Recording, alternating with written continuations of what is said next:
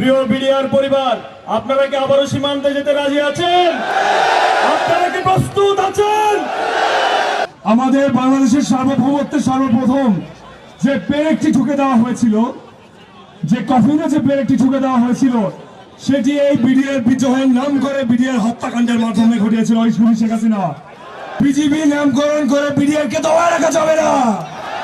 বাংলাদেশের জনগণ বাংলাদেশ ভারত সীমান্তে বিজিবির বেড়াল দেড়া দেখতে চায় না।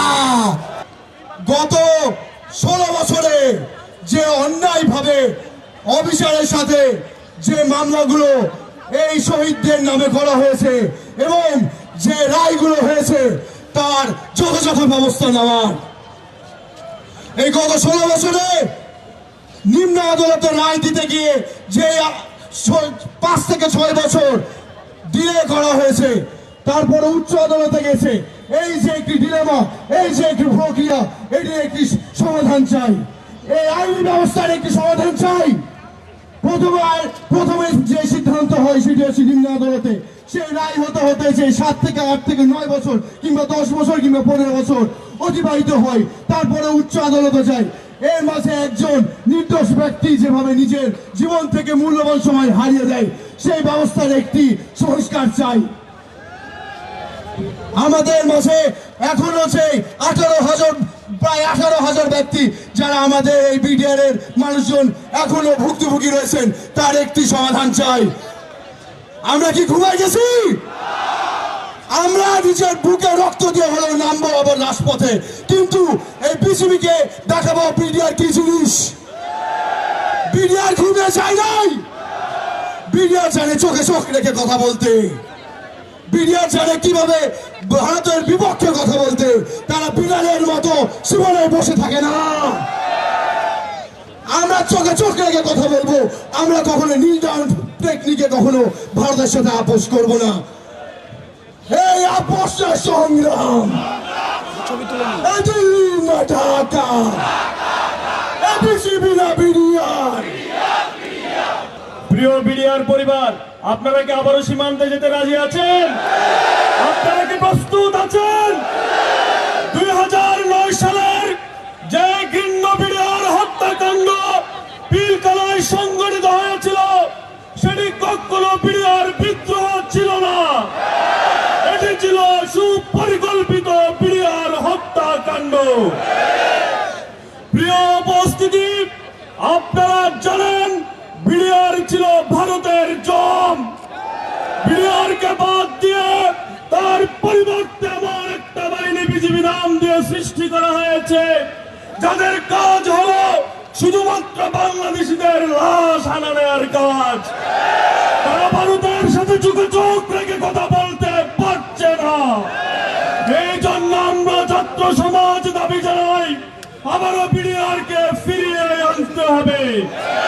5 তারিখের পর এই নতুন বাংলাদেশে আমরা দেখেছি কত শত আন্দোলন হয়েছে, কিন্তু শুধুমাত্র বিডিআর বিদ্রোহের এই সুষ্ঠু বিচারের যে আন্দোলন শুরু হয়েছে, এটি সবচেয়ে যৌক্তিক আন্দোলন। আমাদের দাবি হলো আমাদের বিডিআর ভাইদেরকে যথাযথ ক্ষতিপূরণ দিতে হবে। বিডিআর ভাইদের যারা সক্ষম আছেন, যাদের বয়স আছে, তাদেরকে চাকরিতে পুনর্বহাল করতে হবে। বিডিআরের একজন ভাইও জেলে থাকবে না। আমরা সবাই জেলের তালা ভাঙবো, বিডিআর ভাইদের আনবো। ইনকিলাব জিন্দাবাদ। আপনারা কি সবাই ঘুমিয়ে গেলেন? আমরা কি সবাই জেগে আছি? তাহলে একবার বলতে চাই, দিল্লি না ঢাকা, দিল্লি না ঢাকা, বিডিআর না বিজিবি, বিডিআর না বিজিবি। আমাদের বাংলাদেশের সার্বভৌমত্বের সর্বপ্রথম যে পেরেকটি ঠুকে দেওয়া হয়েছিল, যে কফিনে যে পেরেকটি ঠুকে দেওয়া হয়েছিল, সেটি এই বিডিআর বিদ্রোহের নাম করে বিডিআর হত্যাকাণ্ডের মাধ্যমে ঘটিয়েছিল ওই খুনি শেখ হাসিনা। আজ কোথায় সেই শেখ হাসিনা? কোথায় সে? আজকে সে এই দেশে নাই। আমরা এই বিডিআর কে আবার সসম্মানে বহাল করে ছাড়বো ইনশাল্লাহ। বিজিবি নামকরণ করে বিডিআর কে দবায় রাখা যাবে না। কোথায় ছিল বাংলাদেশ রাইফেলস? বড়াই বাড়িতে যেভাবে বাংলাদেশ রাইফেলস এর কৃতিত্বের মাধ্যমে ওই বিএসএফ এর শত শত কর্মী নিহত হয়েছিল, সেই বিডিআর কে ধূলিসাৎ করতে এক ষড়যন্ত্র করে নাম দেওয়া হয়েছিল বর্ডার গার্ড। সেই বাংলাদেশ রাইফেলস নামটা শুনলেই ওই ভারতীয় গুজরাটের কসাই মোদির ভিত কেঁপে উঠত, আর তাকে ধূলিসাৎ করতে চেয়েছিল এই খুনি শেখ হাসিনা। আমরা কি সেটা হতে দিতে পারি? এই 24শে জুলাই অভ্যুত্থানের মাধ্যমে আমরা আবারও এটাকে বাংলাদেশ রাইফেলসকে পুনঃপ্রতিষ্ঠা করে ছাড়বো ইনশাল্লাহ। বিলিয়ন না বিজিবি, বিলিয়ন না বিজিবি। ইনকিলাব জিন্দাবাদ। ধন্যবাদ সবাইকে।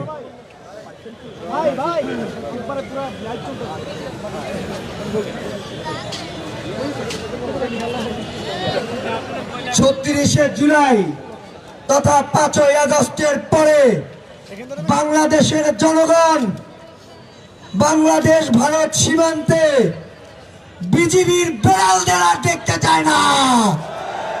বাংলাদেশের জনগণ দেশের সীমান্তে বিডিআরের বাঘদের দেখতে চায়, যারা ভারতের সাথে চোখে চোখ রেখে কথা বলতে পারবে। বাংলাদেশের স্বাধীনতা রক্ষার্থে, বাংলাদেশের সার্বভৌমত্ব রক্ষার্থে আমরা দেশের সীমান্তে আবারও আমাদের বিডিআরের বাঘদের পুনর্বল চাই। বিজেপি না বিডিআর, বিজেপি না বিডিআর, বিজেপি না বিডিআর।